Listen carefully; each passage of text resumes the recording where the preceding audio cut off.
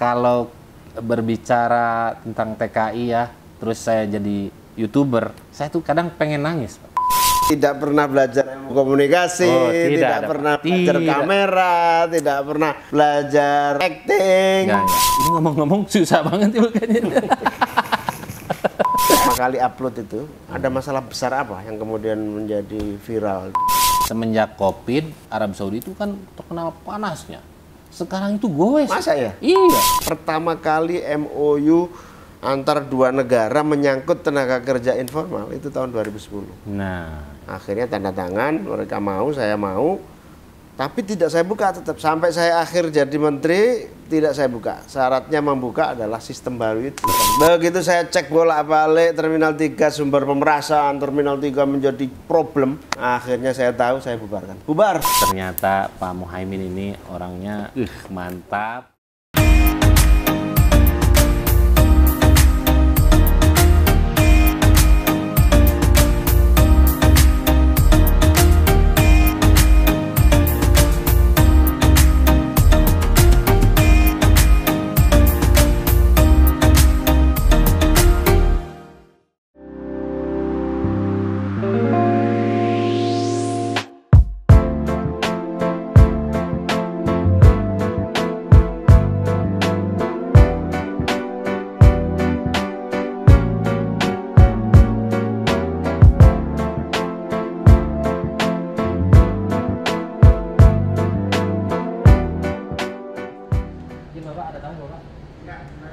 Masya Allah. Assalamualaikum Pak. Masya Allah, tabarakallah. Gini aja ya. Aduh guys. Ini namanya nih. Ini. Saya ketemu sama Pak Muhaimin yang biasanya saya melihat Bapak itu di layar TV. Sekarang bisa melihat saya secara langsung di gedung DPR guys. Saya juga senang baru pertama kali ketemu yang namanya Alman Mulyana yang luar biasa banyak yang kenal dia. Saya sering nonton Bapak tuh dulu ketika di Mata Najwa. Oh dulu, zaman dulu ya. Nah guys, kalau yang belum hafal sih keterlaluan kalau menurut saya. Ini mungkin ada yang belum hafal Pak Muhaimin ini siapa. Dulu waktu zaman Pak Presiden SBY, Pak Muhaimin ini pernah menjabat Menteri Tenaga Kerja. Nah, makanya saya tertarik nih datang ke sini. Silakan. Ini Nyonya ikut ini. Iya, mari. Silakan. Jadi saya bikin video dengan cara saya sendiri, nggak pakai kameramen, lebih natural, masya Allah. Biasanya juga begini? Atau iya, saya biasa begini, wawancara pakai HP, karena untuk bikin video di Saudi Arabia, nggak mudah. Kalau nggak pakai GoPro, terus nggak pakai HP, maksudnya kalau selain GoPro dan HP di sana dirampas, Pak. Oh iya ya, kamera besar kelihatan. Oh, itu kan ketika kita, Bapak tahu lah ya, masuk ke Masjidil Haram, bawa kamera DSLR, itu langsung dirampas tanpa ampun. Dulu sebelum HP banyak ya, HP pun tidak boleh dulu, zaman dulu. Nggak bisa dulu. Sekarang udah berkembang ya, HP sudah boleh masuk. Jadi orang itu berpikirnya, itu cuman foto aja gitu. Padahal yang duduk di depan Hajar Aswad ketika waktu sholat itu semuanya HP itu gini aja, ngezoom bagian batu Hajar Aswad. Dan masya Allah sekarang itu Pak, para TKI di sana udah banyak kemajuannya Pak. Banyak yang jadi YouTuber. Banyak ya? Banyak, alhamdulillah. Mengikuti jejak sampean ini. Waktu Pak Muhaimin, saya manggilnya gimana nih? Gus saja ya? Bebas. Nah, Gus ini waktu menjabat jadi Menaker itu tahun berapa? Saya mulai pemerintahan Pak SBY periode kedua, 2009 ya. 2009.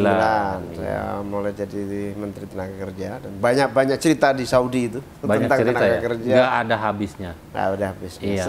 Pak Mas Alman itu kan dulu mulai muncul soal TKI kalau nggak salah. Iya, jadi saya itu kadang kalau nggak dikontroversiin di YouTube itu nggak naik juga.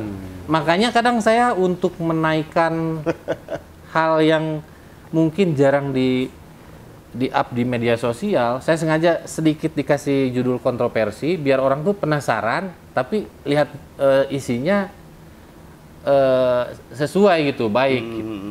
Suatu contoh, banyak TKW yang di sana itu yang nikah sama orang luar, yang alasannya itu Pak biasanya minta perlindungan, ujung-ujungnya punya anak. Jadi pertama kali bikin konten YouTube itu soal apa dulu itu? Ya pertama kali upload. Pertama kali upload tentang ya TKI. Suka TKI ya? Iya, suka duka TKI. Suka duka TKI. Bahkan Pak yang lebih menarik, saking banyaknya para calon TKW nge-DM ke saya tuh ribuan. Banyak banget. Baru calon itu ya? Iya, Bang, kerja di Arab tuh enak kayaknya. Bisa ke Madinah, bisa ke Mekah. Tapi tahun berapa mulai main di YouTube itu? 2017 akhir. 2017. Iya, 2017 akhir. Dan saya targetnya memang benar-benar untuk para TKI. Dan akhirnya katanya, Bang, bosen dong TKI terus, coba pindah ke apa namanya? Sampai ada komentar bosen gitu ya? Iya, tentang bagaimana kehidupan di sana, kehidupan orang sana, budaya di sana. Jadi ceritanya pertama kali ke sana, Iya. Saudi itu bekerja ya? Iya, bekerja jadi TKI. Perjalanan saya itu wah luar biasa, Pak. Tahun 2004. 2004 akhir. Akhir 2004. Iya. Ketika Pak SBY terpilih jadi presiden. Oke, periode pertama Pak SBY terpilih Iya. ya. Pas itu kan tsunami itu, Pak. Oh ya, tsunami. Saya ke sana, disambut dengan, maksudnya orang sana saking penasarannya karena dahsyatnya bencana alam tsunami itu, seluruh dunia tahu kan, Ya. termasuk juga Saudi Arabia. Nah, saya pas bencana alam itu harinya lagi, malamnya nyampe ke sana, sampai diliput sama wartawan dan lain sebagainya. Jadi gimana? Sejak 2004 ke Saudi, nggak Iya. terbayang kalau waktu itu ada YouTube segala macam. Oh, nggak terbayang. Pokoknya betul-betul kerja sebagai Oh, TKI. saya ini Pak, Menarik sekali ya. boro-boro mikirkan YouTube ya, mikirkan tentang keluarga aja udah sibuk, udah pikiran itu udah jenuh, campur aduk, sedih, apalagi karena kita hidup jauh. Allah itu menitipkan rezeki lewat jalan lain. Saya kalau luar biasa. apa namanya? Kalau berbicara tentang TKI ya, terus saya jadi YouTuber, saya tuh kan kadang pengen nangis, Pak. Pengen nangisnya banyak dukanya ketika, aduh guys, ini lebih baik dibuka aja karena saya juga udah tes swab dan lain sebagainya. Ya, saya juga udah swab Iya, tadi. Iya. Nah, kalau gini kan lebih adem. Lebih kelihatan temannya. Ya, karena untuk mendapatkan uang 10 juta aja kerja di Arab Saudi itu berat, Pak. Karena apa ya? Gajinya untuk ukuran kerja di luar negeri itu tidak sebesar di negara lain. Cuman di sana itu keuntungannya kita bisa ibadah dekat dengan Mekah, dekat dengan Madinah. Nah, itu pun tidak semua Jadi majikan. ada motif-motif ibadah juga lah. Nah, ya. itu kalau memang kita niatnya ibadah ya, kerja sambil mau ibadah, memang kerja ke Arab Saudi. Dan itu pun harus teman-teman ketahui, tidak semua orang Arab mengizinkan pekerjanya itu umroh tiap minggu. Haji juga belum tentu kalau belum tamat kontrak. Jadi Apalagi tidak semudah yang kita bayangkan. Nah, Izin dari majikan belum tentu ada. iya, bahkan Pak sampai ada, sekarang ini masih jadi dosen. Dia itu sampai saking menariknya nonton video saya nggak pernah ketinggalan Oh ya? di Bandung. Nge-DM, ujung-ujungnya minta nomor HP dan akhirnya telepon lah, lama ngobrol. Pak Alman, saya ingin jadi TKI lah. Gila nggak seorang dosen ingin jadi TKI? Karena apa? Yang saya tampilkan itu yang enak-enak, hal-hal cuman yang menariknya aja. Karena ya memang orang yang nonton YouTube 98% tuh ingin hiburan. Nah, tapi kan pertama kali ngupload kan ini soal penderitaan TKI. Nah, itu karena anunya perkembangannya itu ada agak semakin banyak konten macam-macam akhirnya. Iya, termasuk jadi yang perkembangan menarik. YouTube-nya, jadi insting YouTube tuh semakin lama saya terasah gitu Pak. Oh ternyata kalau konten begini terus tuh nanti YouTube tuh seperti ini. Ada kejenuhan, Akhirnya ada iya, tuntutan yang lebih akhirnya fresh. saya kreativitas di diri saya tuh makin berkembang, Luar terasah, alhamdulillah sampai di titik ini, alhamdulillah. Dan saya berapa followernya sekarang, Mas Alman? Apa? Followernya berapa sekarang? Subscribernya 1.800.000. Subscribernya 1.800.000. Dan itu belum seberapa dibandingkan Atta Gledek guys ya. Iya nggak? Tapi 1.800.000 iya. ya luar biasa. Tapi nggak ada niat sama sekali kan? Iya, itu nggak pun ada rencana, nggak ada ilmu dorongan khusus. dari istri Pak. Oh, dari istri? Iya. Coba yang ngajarin ngupload siapa yang ngajarin Enggak, ngupload? sendiri ya. Jadi gini Pak, istri tuh kan sebulan tuh dikirimnya nggak sebulan sekali, kadang 2 minggu saya kirim uang. Itu berapa? Ketika saya jatuh 800.000, itu saya kerja di luar negeri loh Pak. Kan nggak wajar transfer istri 800.000, terus 1 juta, anak 3. Jadi ilmunya ilmu lapangan lah ya, insting aja. Nah, alhamdulillah berkat doa dari kedua orang tua, terutama Umi, dan saya punya istri yang luar biasa baik, bisa mendampingi saya di saat suka maupun duka. Saya semakin termotivasi lagi untuk hidup, untuk naik lagi. Saya kayak orang gila, setiap ada cermin, halo semuanya, assalamualaikum. Itu saya lakukan mungkin ada 1/2 tahun.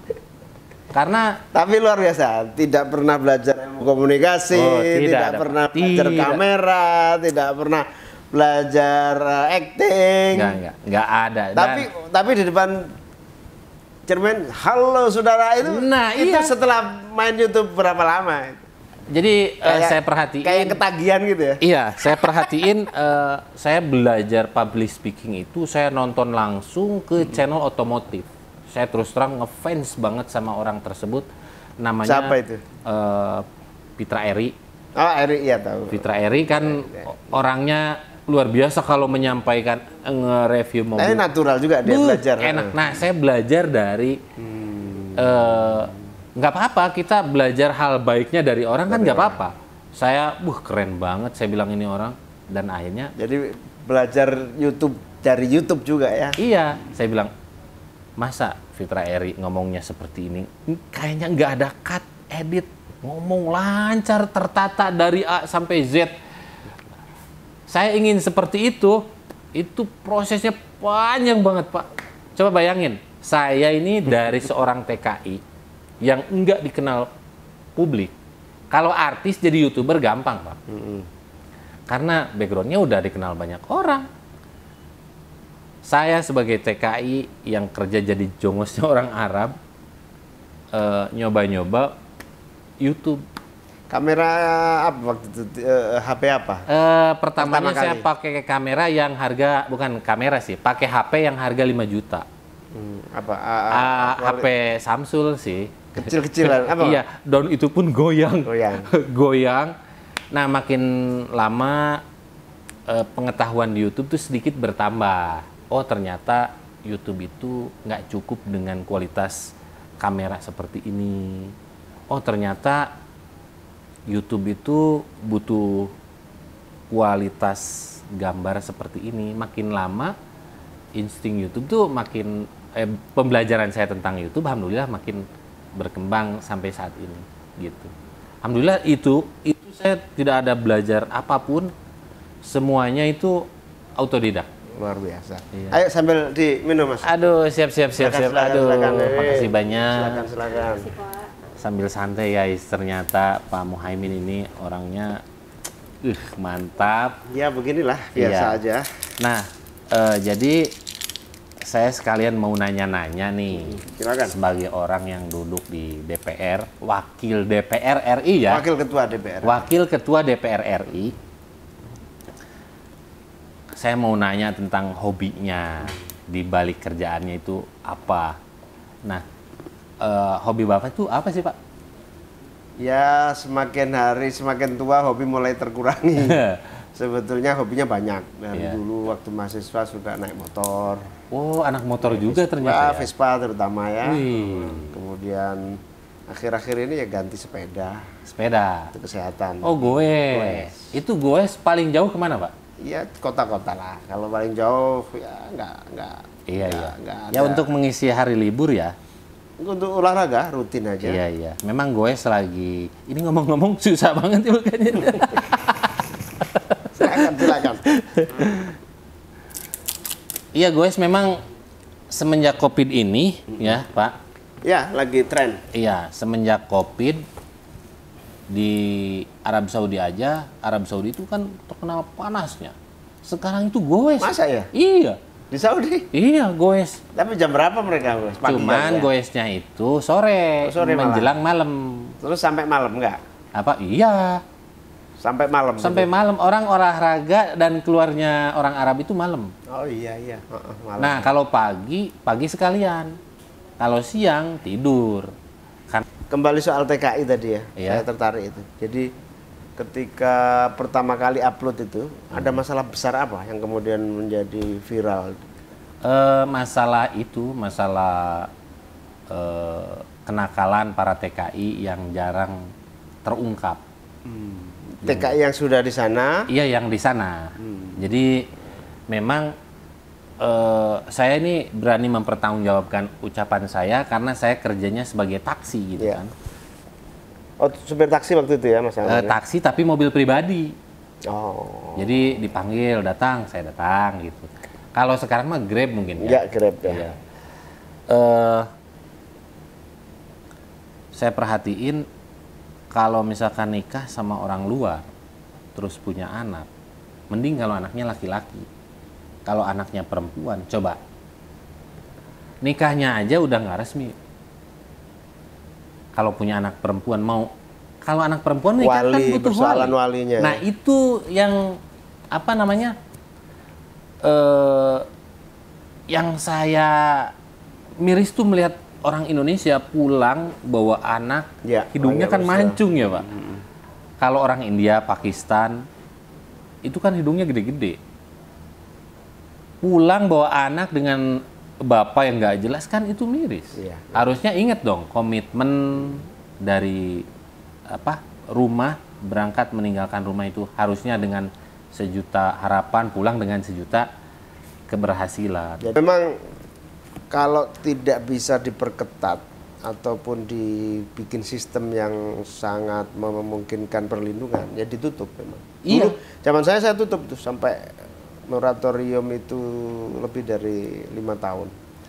Saya tutup tahun 2010 waktu itu. Lebih baik. Jadi tahun 2010 waktu itu karena banyaknya kekerasan, banyaknya gaji yang tidak terbayar, terlantar, pemulangan ilegal begitu. Habis banyak kita bawa pesawat khusus. Nah, Kita benar. bawa kapal. Ini eranya ini. Kapal laut saya bawa dari saya ini ke sana jemput. Itu akhirnya kewalahan, akhirnya saya tutup. Krek. Wah, mantap. Moratorium kita tutup, pokoknya tidak nangis di sana. Majukan protes. Raja mengirim Menteri Tenaga Kerja datang ke sini, nemuin saya, ketemu Pak SBY. Tidak bisa, kita tetap tutup kalau pemerintah tidak tanda tangan. Iya. Kerajaan tidak tanda tangan janji, komitmen MOU, nggak akan saya buka. Akhirnya dibuka MOU, tak tanda tangan. Itu pun lucu tanda tangannya. Jadi setelah kita rumuskan sama Kemlu, sama Kemenaker, sama BNP 2 TKI, sama Kementerian Tenaga Kerja sana, Kementerian Luar Negeri sana, Kementerian Dalam Negeri sana, setelah konten dan isi MOU selesai, Iya. saya berangkat. Saya nginep di hotel, clear semua, paraf. Saya tiba turun dari lantai 10 mau ke lokasi lobi tanda tangan itu. Baru mau masuk lift di stop saya. Kenapa itu? Jangan masuk. Jangan lanjutkan, Pak. Kenapa? Ternyata yang kita paraf tidak sesuai dengan yang draft semula. Oh. Kita batalkan. Loh, aku udah di Saudi ini kok dibatalkan. Kita tanda tangani asal sesuai dengan prinsip yang disepakati. Akhirnya robah lagi. Jadi begitu sulitnya membuat komitmen pemerintah Saudi. Alhamdulillah, pertama kali MOU antar dua negara menyangkut tenaga kerja informal itu tahun 2010. Nah, akhirnya tanda tangan, mereka mau, saya mau, tapi tidak saya buka tetap sampai saya akhir jadi menteri tidak saya buka. Syaratnya membuka adalah sistem baru itu. betul, mantap. Jadi saya juga mau menitipkan nih ke Bapak, mungkin disampaikan ke menteri yang sekarang, kalau bisa ngirim tenaga kerja tuh benar-benar di skill ya. Latih. Iyalah. Betul. Jadi kalau udah terlanjur ngomong TKI dan tantangannya, aduh sulitnya minta. Oke. Dan tidak akan pernah berhenti kita, ya, Iya. mikirin mereka itu. Bu. Harus kita komitmen itu harus ada. Iya. TKI pulang itu di Terminal 3 jadi sapi perah. Tak Bener nggak? bubarkan. Saya yang bubarkan. Mantap. Saya yang bubarkan. Begitu saya cek bolak-balik Terminal 3 sumber pemerasan, Terminal 3 menjadi problem. Iya. Awalnya memang tujuannya solusi. Iya. Awalnya dibuat Terminal 3 itu untuk kekhususan supaya lebih cepat ketemu keluarga. Jadinya pemerasan. Akhirnya saya tahu, saya bubarkan. Bubar, Presiden setuju. Iya. Saya bubarkan. Mas, ngomong-ngomong, daripada kita di sini terus, katanya pingin tahu gedung-gedung DPR. Kita lihat. Iya dong. Kita lihat. Di sini inilah gedung yang didesain sendiri oleh Bung Karno. Kalau dari atas kayak kura-kura. Kura-kura. Oh, jadi yang mendesain itu